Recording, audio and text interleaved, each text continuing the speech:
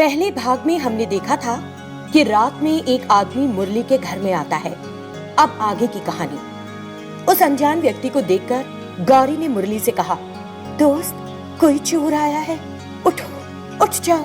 उसकी आवाज सुनकर मुरली जाग गया। मुरली को देखकर वो आदमी भागने लगा। तुरंत मुरली ने उसे पकड़ लिया।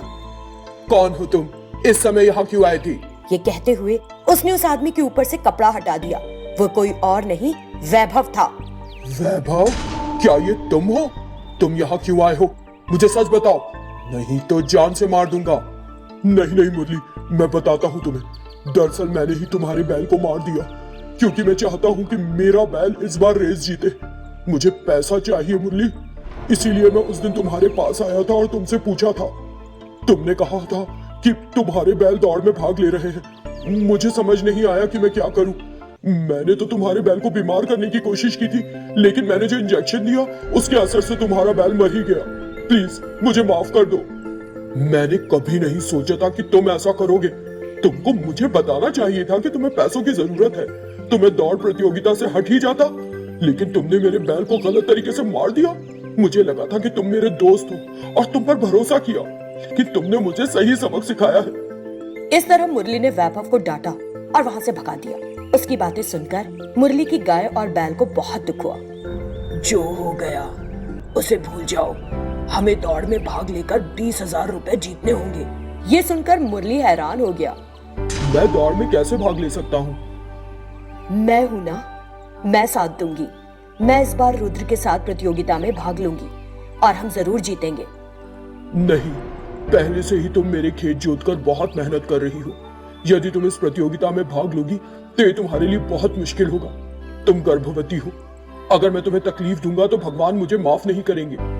मालिक की मदद करने में कोई बुराई नहीं है। उसकी समस्याओं को साझा करना ही सही बात है। कुछ मत कहो, हम दौड़ में भाग ले रहे हैं। इसके बाद मुरली कुछ भी नहीं कह सका और मान गया। उस गांव में संक्रांति के त्योहार पर बैल दौड़ शुरू हो गई। मुरली ने अपने बैल और गाय को एक साथ बांधा और उन पर वजन रखा।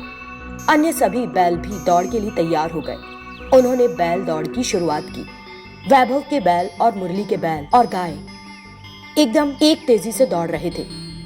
इस बीच गाय थक गई। वैभव के बैलों ने उस गाय को दौड़ में देखा। उन्हें समझ आया कि वो गर्भवती है और उन्होंने एक दूसरे से कहा, दोस्त देखो, बैल की जगह पर एक गाय बंधी है और वो बहुत जोर लगा रही है। उसका ये करने का मतलब कोई बहुत बड़ी मजबूरी है, इसलिए उन्हें आगे जाने देते हैं। दूसरे बैल ने हामी भरी। वो गाय और बैल आगे बढ़े और दौड़ जारी रही। आखिर में गाय और बैल ने दौड़ जीत ली। ये देखकर मुरली बहुत खुश हुआ और उनके पास गया। तब गाय ने उसे बताया कि वैभव के बैलों ने दौड़ में क्या किया है। मुरली ने वैभव के पास जाकर कहा, देखो, तुम ईमानदार नहीं थे, लेकिन गाय के संघर्ष को देखते हुए तुम्हारे बैलों ने ही हमारी मदद कर दी।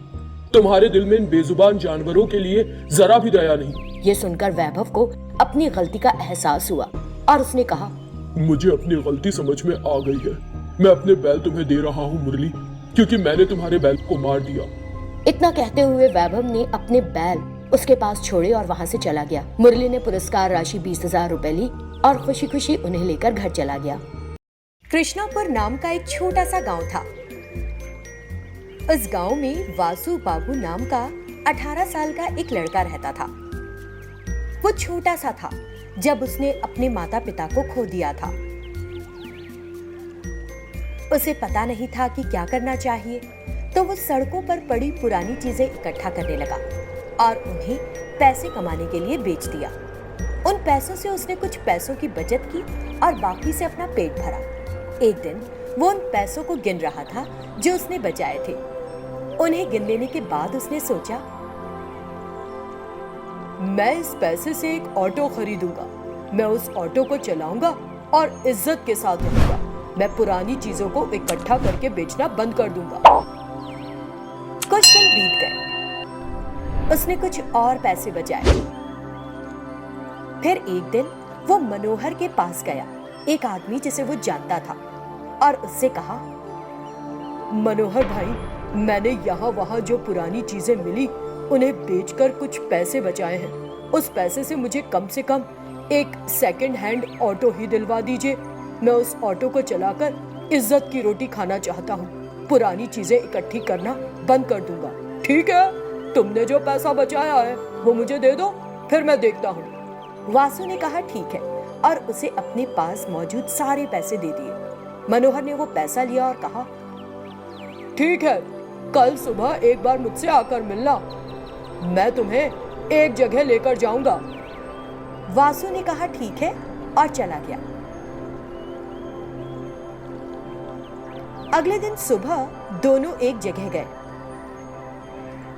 भाई, तुम मुझे यहाँ क्यों लाए? यहाँ तो कहीं भी ऑटो नहीं है। अरे, इतना बड़ा ऑटो तुम्हारे सामने है, दिखाई नहीं दे रहा?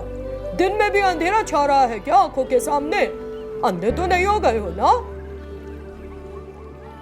इतना कहते हुए उसने उसे एक बेकार पड़ा ऑटो दिखाया, जिसे देखकर वासु ने कहा, ये क्या है मनोहर भाई? उस ऑटो पर तो जंग लगी है। तुमने जो पैसे मुझे दिए हैं उससे ज्यादा कीमत का है ये ऑटो। लेना है तो लो, नहीं तो छोड़ो, लेकिन तुम्हें तुम्हारा पैसा वापस नहीं मिलेगा। और कोई रास्ता बचा नहीं था। गरीब वासु ने कहा ठीक है और उस ऑटो को एक मैकेनिक के पास ले गया। फिर उसने उस मैकेनिक से कहा, जरा सुनो भैया, ये ऑटो देख रहे हो तुम? हाँ देखा, मैं तुमको इसके लिए 500 रुपए दे सकता हूँ। किसी कबाड़ी वाले को बेचूंगा तब भी शायद इतने पैसे ना मिले मुझे। ये सुनकर वासु को दुख हुआ और आगे कहा, भैया मुझे ये ऑटो बेचना नहीं है, मैं चाहता हूँ कि तुम इसे रिपेयर करके सही कर दो। क्या मुझे इसे नए जैसा बनाना होगा? बड़ी अजीब बात है। जाओ यार जाओ, सुबह सुबह इतनी खराब डील लेकर चले आए। भैया प्लीज, आपका बहुत बड़ा एहसान होगा। तब वासु ने उसे बताया कि क्या हुआ था। ये सुनकर मैकेनिक को दया आ गई और उसने कहा, चलो ठीक है, उस व्यक्ति ने बड़ी चालाकी से धोखा दिया है तुम्हें, मुझे तुम पर दया आ रही है, कर दूंगा मैं ये काम, लेकिन इसमें कई दिन लगेंगे और थोड़ा अधिक पैसा भी खर्च होगा। मैं तुम्हें किश्तों में पैसा दूंगा, प्लीज मेरी मदद कर दो। मैकेनिक ने ठीक है कहा। अगले दिन सुबह फिर से वासु मैकेनिक के पास गया और पूछा, भैया काम हो गया? अभी नहीं हुआ। ठीक है, जल्दी कीजिए ना प्लीज, मैं तुम्हारे काम में ही लगा हूँ, थोड़ा तो सब्र रखो। हाँ, फिर वासु वहां से चला गया। कुछ दिन बीत गए। उस मैकेनिक ने उस ऑटो को एक नए ऑटो में बदल दिया। तब वासु बाबू वहां आया और अपना ऑटो देखा। वाह, तुम कमाल हो, तुमने बेहतरीन काम किया है, ये तो एकदम नया ऑटो बन गया है। अभी ये पैसे ले लो, बाकी पैसे मैं बाद में दूंगा। उसने मैकेनिक को कुछ पैसे दिए, मैकेनिक ने पैसे लिए। वासु बाबू जो बड़ा खुश था, उसने उस ऑटो को लिया और उसे चलाकर आगे बढ़ गया।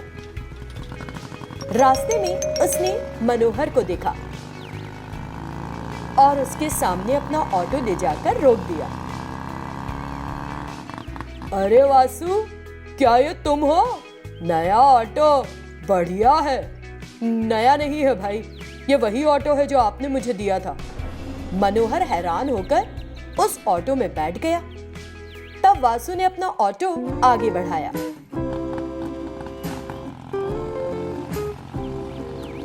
मुझे पड़ोस के गांव में ले चलो, मुझे वहां एक जरूरी काम है। ठीक है भाई, ले चलता हूँ। फिर दोनों एक दूसरे से बात करने लगे। इस बीच वे उस गांव में पहुंचे।